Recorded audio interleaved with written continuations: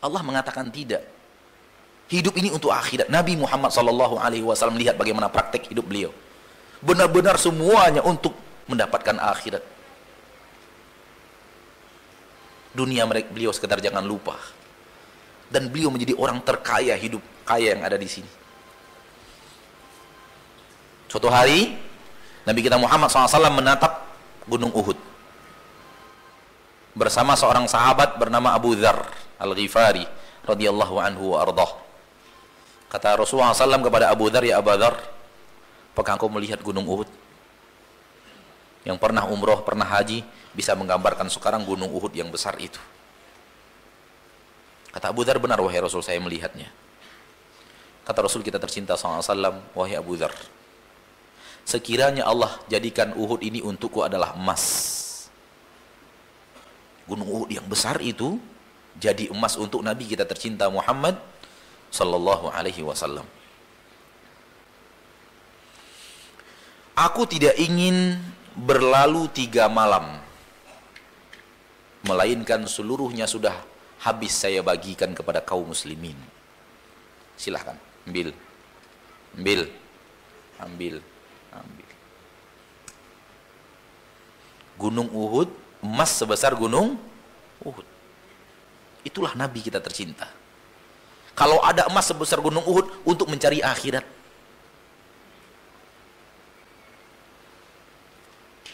Dan beliau yang terbaik. Dan apa yang beliau katakan itu memang tidak terwujud, artinya Allah tidak jadikan Gunung Uhud seperti emas, menjadi emas untuk Nabi kita. Namun kalau seperti itu, pasti seperti yang Rasulullah katakan. Karena beliau la yantiqu anil hawa, tidak berbicara melalui hawa nafsu. Apa adanya beliau katakan. Yang ada di dalam dada beliau, kalau punya emas sebesar Gunung Uhud, akan diinfakkan dalam 3 hari selesai. Tidak tersisa emas sebesar Gunung Uhud itu dalam kepemilikan beliau sallallahu alaihi wasallam untuk meraih akhirat. Mengamalkan firman Allah, wabtaghi fima atakallahu daral akhirah.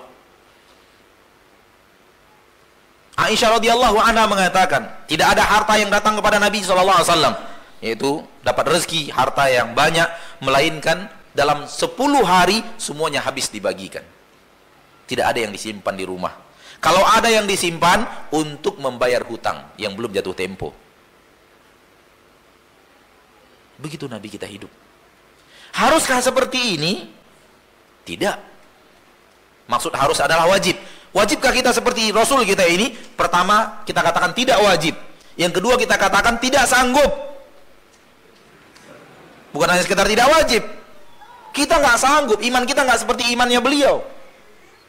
Ketakwaan kita tidak seperti ketakwaan beliau. Kehebatan kita untuk mendambakan akhirat tidak seperti beliau sallallahu alaihi wasallam, maka kita tidak akan sanggup untuk itu.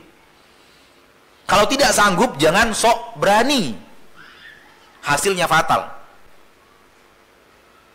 Pernah ada saudara kita yang bertanya, Ustadz, haruskah saya jual harta saya ini? Saya punya 10 ruko. Haruskah saya jual rumah saya sekarang ini?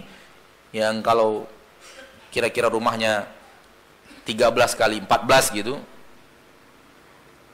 Haruskah saya jual mobil saya yang 2 ini?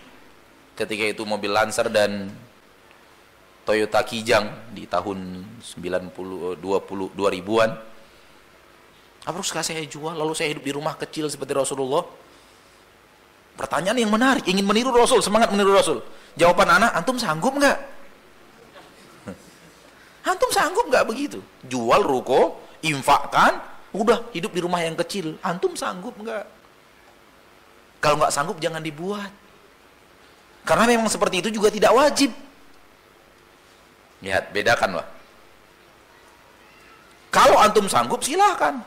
Jangan nanti ruko sudah terjual, rumah sudah terjual, mobil sudah terjual, hidup di rumah kecil, mungil gitu seperti rumah Rasul, kemudian lebih banyak menungnya dibanding tertawanya.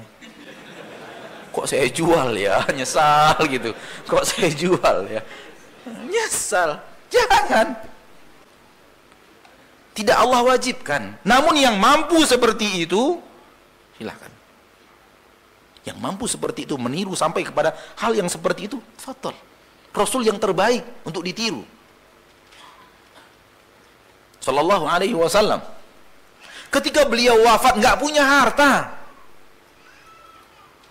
Bahkan sedang hutang. Subhanallah, sedang hutang. Tapi hutangnya nggak banyak. Yang gampang ditutupi dengan harta beliau. Hutang gandum untuk makanan istrinya kepada tetangganya orang Yahudi. Kenapa yang dipilih orang Yahudi? Subhanallah, beliau punya menantu bernama Utsman bin Affan.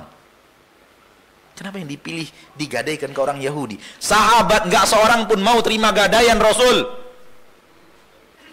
Dan Rasulullah tidak ingin mengambil dengan tangan di atas.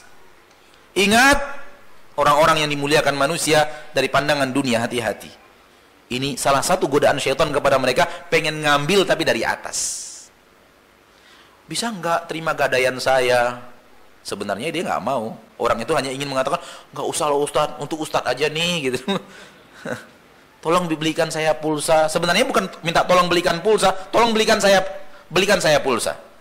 Dia mau minta tapi ngambilnya dari atas. Seandainya baju perang beliau yang biasa digunakan untuk berjihad dibawa kepada Utsman bin Affan, Utsman sudah tidak ada gandum untuk masakan istri mertuamu di rumah. Ini ada baju perang, baju besi saya gadaikan untuk dapatkan gandum. Utsman mau beli gandum dengan terima gadaian? Tidak akan. Berapa yang kau butuhkan wahai Rasul tercinta? Berapa yang kau butuhkan wahai mertuaku? Aku punya semuanya, ambil. Hartaku engkau mau, mana yang engkau mau dari hartaku, ambil wahai Rasul. Rasul tidak mau. Kenapa dipilih orang Yahudi? Karena orang Yahudi yang mau terima gadaian itu. Ini kemuliaan. Ini yang mulia. Kemuliaan yang ada di dalam dada beliau. Kemuliaan yang ada di dalam hati beliau. Ini orang kaya. Begini Rasul kita hidup sallallahu alaihi wasallam. Tidak pernah berharap kepada manusia, tidak pernah ingin dikasihani oleh manusia. Walau orang lain kasihan kepada beliau, tapi beliau tidak ingin dikasihani oleh manusia. Sallallahu alaihi wasallam.